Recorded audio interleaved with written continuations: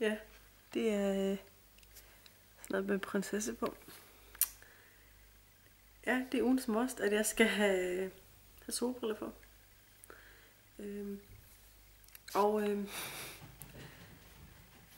Jeg har ikke nogen selv. Nu er jeg hård over det hele. Jeg har ikke nogen selv. Så jeg har fundet min datters lyserøde solbriller. Og hvis jeg så gør sådan her, så kan jeg se farven. Altså, så kan jeg se normalt, fordi glas her er lyserød. Så ja. Så I må lige nøjes med, at, med de her lyserøde nu, for jeg går ikke med solbriller selv. Så ugens tema er sommerferie.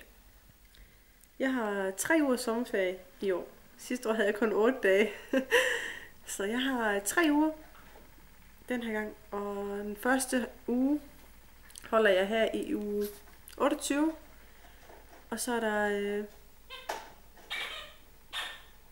Nu begynder min hund lige at lege med sit pive, der selvfølgelig nu, hvor jeg sidder og filmer. Og så har jeg ferie i uge 30 og 31. Jeg skal faktisk ikke... Okay, det er pænt træls, det der. Jeg skal ikke lige noget i sommerferien. Ej, hvor er det træls. Jeg skal ikke rigtig noget i sommerferien. Ej, jeg skal lige stoppe den der hund der. 2 sekunder. Så er jeg her igen. Nu har jeg taget det fra ham. Ja, jeg skal ikke rigtig noget i sommerferien. Ej, jeg kan ikke lide på. Så sætter vi mig lige der. Og kan vi ikke det? Ja, og så begynder jeg at lege med et eller andet nu, selvfølgelig. Jeg skal ikke rigtig noget i sommerferien. Jo, altså vi skal selvfølgelig... Jeg skal have min datter med i Sommerland Syd, og vi skal på stranden, og vi skal bare slappe af. Og så håber jeg kan finde nogen, der vil med i Legoland. Jeg kan selvfølgelig godt tage derhen selv med min datter, men... Altså, det er ikke sjovt. Altså, jeg kan ikke prøve noget sådan lidt, kan man sige, det vilde, fordi jeg kan ikke, altså... Hun kan ikke stå og vente selv, så... ja, ellers skal vi bare også i svømmehallen, og... Det kommer an på vejret, selvfølgelig. Og Sommerland Syd, og... Ja, altså, vi skal ikke ud og rejse. Der er lige en knogle, der skulle flyve hen og gulvet, selvfølgelig. Det er da rigtig fedt at gøre det her, når jeg sidder og videoblogger, altså. Nå, men jeg skal ikke rigtig noget i sommerferien. Bare slappe af og få noget farve. Jeg har fået farve, godt nok, men lidt mere farve. Og jeg vil også skynde mig at slutte af nu, fordi jeg kan ikke rigtig sidde sådan her mere. Det gør mig ondt. Til dem, der følger mig på Facebook og Twitter, tror jeg også, der står lidt, at jeg har været ude at stå på rulleskøjter i dag. 4,34. 4 km og 34. 340 meter hedder det jo så. På 25 minutter. Det er første gang i 10 år, jeg har stået på rulleskøjter. Det var altså ikke det vilde, at jeg synes, tiden virkede okay. Det er mere, at jeg har slået mig. Jeg er lige her. Jeg aner ikke, hvordan det er sket. Jo, det gør jeg. Jeg faldt på en cykelsti. Der stod jeg på rulleskøjter. Og lige i det, jeg sætter min venstre fod ned... ja, altså I ved, man kører frem og tilbage med rulleskøjterne der. Og lige i det sekund, jeg sætter den ned, så kan jeg se, at der er en sten. Sådan en lille en på en, jeg ved ikke, en centimeter, ikke engang, tror jeg. Og der når jeg bare at tænke, pis, det her det er ikke godt. Og så gik der meget få sekunder, så sad jeg ellers der direkte ned på mit haleben.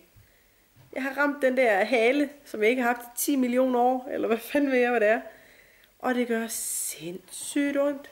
Vildt, altså jeg kan hverken sidde, eller stå, eller gå, eller ligge, eller... Jeg har spist nogle Panodiler, og så har jeg haft en veninde, der er kommet forbi med nogle voldsomme... Det hedder det ikke stærke piller, hedder det jo bare, mod gigt, eller sådan noget. Det er super godt for ryggen, og vi har taget lidt af smerten, men jeg har stadig pænt ondt. Og hvordan jeg så direkte er landet på røven, og har fået det her. Og jeg har en hudskrabning i højre hånd, og på højre ben. så ved jeg ikke lige, hvordan jeg har båret mad. Altså, jo, jeg ramte på røven, direkte på røven med 11 km i timen, som min iPhone han sagde, da den ligesom målte ruten og alt det der. Der landede direkte på halvbenet, og så om jeg stødte af med arme og ben og trillede rundt, det var på den her cykelsti. Folk, de må virkelig have kigget, altså. Der var virkelig mange biler, men der var jo selvfølgelig ikke nogen, der sådan kom over og spurgte, om man var okay, eller et eller andet. Nej, de kunne bare stå der og tænke, haha, idiot. Så det var ikke, jo, det var en fin første tur, jeg havde på rulleskøjter det første år. Første gang i 10 år. Men ja, jeg venter lige til næste uge med at stå igen, fordi det her haleben, det skal først lige få lidt ro,